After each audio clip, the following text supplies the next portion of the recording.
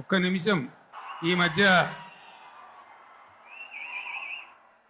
కాశ్మీర్లో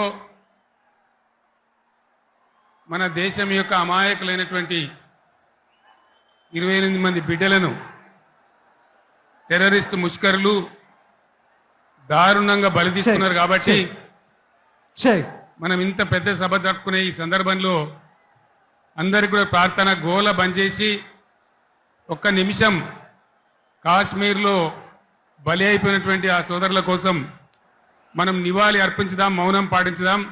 ఎక్కడి వాళ్ళు అక్కడనే దయచేసి మౌనంగా ఉండాలని విజ్ఞప్తి.